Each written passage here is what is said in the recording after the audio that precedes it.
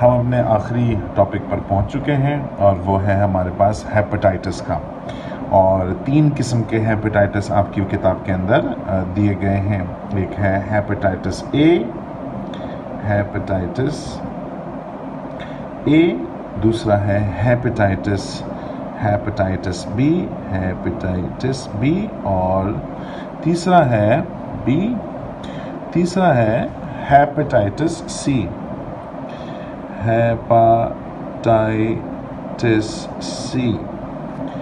और इसको मैं ऐसे बॉक्स बना देता हूँ। कंपेयर में इसलिए कर रहा हूँ ताकि हम इसको अच्छे से समझ सकें। हम फैक्ट्स याद करने के बजाय अगर हम इन तीनों को मवाजना कर लें इनका, तो हमें ये टॉपिक ज़्यादा अच्छे से समझ में आएगा। इसलिए मैं इसको कंपेयर कर रहा हूँ। ठीक बेटा, पहले तो इनके कॉमन नेम, ये तो इनके स्पेसिफिक नेम है ना, इनके कॉमन भी नेम है। जैसे इसको बोलते हैं इन्फेक्शियस हेपेटाइटिस, ये इसका कॉमन नेम है। इसका तो किताब में भी लिखा हुआ है सीरम हेपेटाइटिस। अगर आप किताब पढ़ रहे हैं प्लीज़ पढ़ें किताब को एक एक लाइन जो है वो आपके लिए बहुत ज़रूरी है पढ़ना। इसलिए हेपेटाइटिस, इसलिए क्योंकि कंटेंट वही आपके काम आएगा जो किताब के अंदर मेंशन है। इधर उधर की बातें जो है ना वो आपके लिए बेकार हैं। टॉपिक को समझने में मदद अगर मिलती है तो अच्छी बात है, वरना ये काम के नहीं है। तो हेपेटाइटिस सी जो है वो इन्फेक्शियस हेपेटाइटिस कहलाता है। ठीक है, अब ये तो इनके हो गए कॉमन नेम। अब ज़रा 2 बातों में जो है वो ये वाले और ये वाले वायरस सेम है, और एक बात में ये दोनों वायरस सेम है। जिन बातों में ये और ये सेम है वो ये है कि ये वाला यानी हेपेटाइटिस ए वायरस जो हेपेटाइटिस ए करता है। हेपेटाइटिस होता क्या है, ये लिवर की डिजीज है बेटा। हैपा का मतलब ही लिवर होता है, और टिस जो आखिर में आया है TIS, उसका मतलब होता है inflammation. This is inflammation of liver, hepatitis, inflammation of. आपको सिम्टम्स सारे जॉइंट, और ज़रूरी नहीं कि फिर वो वायरस से हो, ये किसी चीज़ से भी हो सकता है। आपको लिवर सिरोसिस होना है आखिर में, that will be called hepatitis, not necessarily caused by viruses. तो आ जाते हैं हेपेटाइटिस ए, हेपेटाइटिस बी। ये जो दोनों वायरसेस हैं, हेपेटाइटिस ए और ये सी, ये दोनों RNA वायरस, हमने पढ़ा भी है। Enveloped plus stranded RNA virus. ये वाला भी enveloped, hepatitis C enveloped plus stranded RNA virus है। ये वाला जो है आपकी बुक में भी ये लिखी हुई है बात, ये अनयूजुअल DNA वायरस है, अनयूजुअल DNA वायरस से है। ये बात ऐसी क्यों लिखी गई है, हमने इसका एक सेपरेट लेक्चर भी बनाया है, वो भी हम अपलोड कर देंगे इंशाल्लाह। अक्सर वायरसेस जो हैं वो अपने DNA से मैसेंजर RNA बनाकर अपने प्रोटीन ट्रांसलेट करवाते हैं होस्ट के राइबोसोम से। ये जो हेपेटाइटिस बी है वो, चूंकि आपको याद होगा, रीट्रो वायरस के ग्रुप से ताल्लुक़ रखता है। ऐसा वायरस जो RNA से DNA बनाए और फिर उस DNA से दोबारा मैसेंजर RNA बनाए और वो मैसेंजर RNA अपने प्रोटीन ट्रांसलेट करवाए राइबोसोम से, तो उसे हम रीट्रो वायरस कहते हैं। लेकिन उसके लिए शर्त ये कि वो आप RNA तो हो। रीट्रो वायरसेस जनरली RNA वायरस होते हैं। अगर ऐसा भी कोई आपके पास वायरस आ गया जो है तो DNA वायरस, तो वो अपना DNA से क्यों बनवाएगा? आप समझ रहे हैं ना मेरी बात? यानी कि RNA से अगर आप DNA बनवाते हैं तो चलो आप रिवर्स ट्रांसक्रिप्शन कर रहे हैं, लेकिन अगर आप हैं ही DNA वायरस तो आप DNA से DNA क्यों बनाएंगे? या फिर आप डीएनए से अगर आरएनए बनाएंगे तो वो तो रिवर्स ट्रांसक्रिप्शन नहीं कहलाएगी, वो तो ट्रांसक्रिप्शन कहलाएगी। मगर इसमें जो स्पेशल बात ये है कि वो एक रिपीटेड साइकिल के थ्रू जाता है। मेरा लेक्चर, वो जो रेप्लिकेशन का लेक्चर है, वो ज़रूर देखिएगा अगर आपको ये बातें समझ में नहीं आती। तो वापस आ जाता हूँ, ये वायरस कौन सा है? RNA virus. ये वायरस कौन सा है? RNA virus. ये वायरस जो है वो डीएनए वायरस कहलाता है। ठीक है बेटा।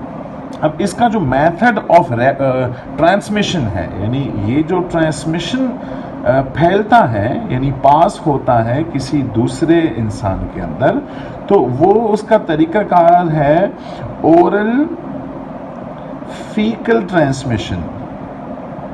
फीकल ट्रांसमिशन यानी कि इस रूट से ही आ सकता है।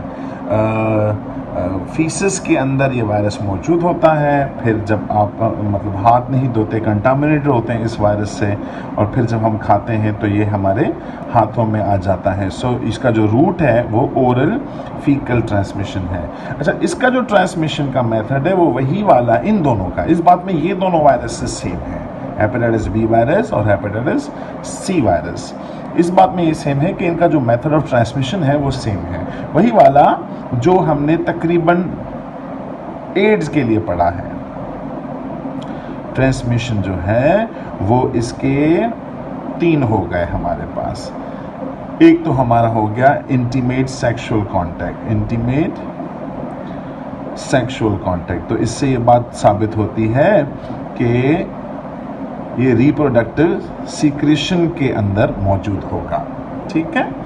और फिर है ब्लड के, यानी ट्रांसफ्यूजन के जरिए, ट्रांसफ्यूजन के जरिए, और यहाँ पर मदर टू बेबी, ये भी ब्लड का ही सोर्स हो गया, मदर टू बेबी।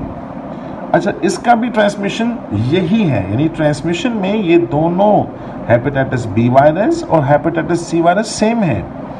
ट्रांसमिशन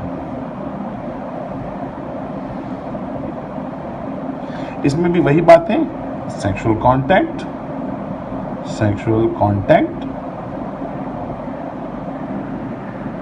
दूसरा ट्रांसफ्यूजन ऑफ ब्लड, खून का अतिया करना एक बंदे से दूसरे बंदे को, और तीसरा mother to baby, mother to baby. सिर्फ इतनी सी बातें लिखी हुई हैं किताब के अंदर हेपेटाइटिस में। ज़्यादा अगर आपको डिटेल में जाना हो तो इस वायरस के फिर नाम हैं, जैसे इस वायरस का नाम पिकानो वायरस है, जैसे इसका नाम जो है वो हेपार्डना वायरस, हेपा डीएनए से निकला है ये, हेपा डीएनए इस तरह लिखा जाता है इसको, हेपार्डना वायरस। और ये वाला फ्लेवी वायरस है, लिख देता हूँ मैं, फ्लेवी वायरस। ये काम की बात है इसलिए नहीं है क्योंकि आपके करिकुलम में नहीं है। फ्लेवी वायरस हो गया, और ये पिकानो वायरस हो गया, पिकानो वायरस। बेटा अभी इन सब में से कोई भी डेडली डिजीज नहीं रही है। सिवियर यानी कोरोनिक केसेस हेपेटाइटिस बी के डेंजरस हैं, मौत हो सकती है, मगर ये जो है बाकी अब हेपेटाइटिस इतना डेंजरस नहीं रहा, इसकी वैक्सीनेशन भी आ गई है, इनकी डिजीज़ की जो है ना वो ट्रीटमेंट्स भी आ गई हैं। हेपेटाइटिस बी बहरहाल मुश्किल डिजीज थी, कोरोनिक कंडीशन में इसमें इंसान की डेथ भी हो सकती है। तो ये हमारा लेक्चर था हेपेटाइटिस के हवाले से। 3 हेपेटाइटिस मेंशन है आपकी किताब में, एक हेपेटाइटिस ए, एक हेपेटाइटिस बी, एक हेपेटाइटिस सी। इसको इन्फेक्शियस हेपेटाइटिस कहते हैं, बुक में मेंशन नहीं है, अपनी तरह से बताया, तो अगर आप याद करते हैं तो ठीक है, नहीं तो स्किप कर दें। इन्फेक्शियस हेपेटाइटिस नाम है इसका नाम सीरम हेपेटाइटिस है, ये किताब में मेंशन है। ये वाले पहले ही पढ़ा हुआ है, envelope plus train RNA virus है, तो ये उसके जैसा है, envelope plus train RNA virus हो गया। प्लस 10 वो हैं जो डायरेक्ट रेप्लिकेशन कर सकते हैं, डायरेक्ट ट्रांसलेशन करवा सकते हैं प्रोटीन का। ये वाला अनयूजुअल डीएनए वायरस है, इसके लिए आपको मेरा वो रेप्लिकेशन वाला वीडियो देखना पड़ेगा, ज़्यादा अच्छे समझ में आएगा। ट्रांसमिशन में ये वाला इन दोनों से अलग है, यानी इसका ट्रांसमिशन ओरल फीकल है, ये मुंह के ज़रिए जा सकता है। ये वाले इनके ट्रांसमिशन बिल्कुल वैसे ही हैं जैसे HIV के थे, सेक्सुअल कांटेक्ट से हो सकता है, ब्लड ट्रांसफ्यूजन से हो सकता है, मदर टू बेबी ये ब्लड का ही है, और यहाँ पर भी सेक्सुअल कांटेक्ट से, ट्रांसफ्यूजन से और मदर टू बेबी। फिर के नाम बता दिए, पिकानो वायरस, हेपार्डना वायरस और फ्लेवी वायरस। बेटा एक छोटा सा टॉपिक रह गया है, वो भी आप इसमें ऐड कर दीजिए, और वो ज़्यादा बड़ा नहीं है। प्लांट वायरसेस के बारे में हल्का सा डिस्कशन है, ज़्यादा डिटेल में मैं नहीं जा रहा, उस किताब के अंदर भी ज़्यादा डिस्कशन नहीं है। प्लांट वायरस जो है वो उसको दो किस्म के कैटेगरीज में रखा गया है।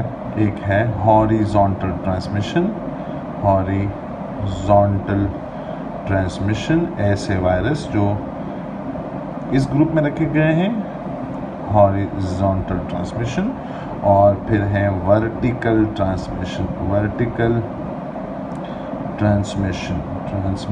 ट्रांसमिशन बोलते हैं कि ये बीमारी आगे कैसे पास होती है, ट्रांसमिशन, ठीक। और ये दोनों ग्रुप वो हैं जिसमें हम, जैसे आपने पहले पढ़ा होगा, कॉन्जेनाइटल डिजीज़ेस जिसको आप जेनेटिक डिजीज़ेस कहते हैं, और एक एक्वायर्ड डिजीज़ेस होती हैं जो आप इन्वायरमेंट से लेते हैं। नहीं, बीमारियां दो किस्म की होती हैं, एक वो जो आपको जेनेटिकली आप पास करते हैं, पास होती हैं आप में आपके वालिदैन के थ्रू, उन्हें हम कॉन्जेनाइटल डिजीज कहते हैं। और एक जो है वो आपकी कहलाती है एक्वायर्ड, ये वो हैं जो आप इन्वायरमेंट से लेते हैं। तो इस तरीके से प्लांट में भी यही टर्म्स इम्प्लाई होती हैं, लेकिन उनका नाम फिर ये है। हॉरिजॉन्टल जो है ये वो है जो एक्वायर्ड है, यानी इन्वायरमेंट से ली जाती है। आपको याद होगा जब उसकी एपिडर्मिस डैमेज होती है किसी भी प्लांट की, तो वायरस उसको आ सकता है। और हॉरिजॉन्टल डैमेज जो है ना वो हॉरिजॉन्टल होता है। तो हॉरिजॉन्टल ट्रांसमिशन वो है जो डिजीजेस एक्वायर्ड हैं, वर्टिकल वो हैं जो जेनेटिक डिजीजेस हैं प्लांट के अंदर आती हैं। बस इतनी सी बात है, ये याद रखिएगा। प्लांट डिजीजेस में दो ग्रुप्स बनाए गए हैं, एक हॉरिजॉन्टल ट्रांसमिशन का जिसमें हम एक्वायर्ड डिजीज कहते हैं, वो एक्वायर्ड डिजीज जो आपको वालिदैन से ना आई हो, आपकी लाइफ के दौरान आपने ली हो इन्वायरमेंट से।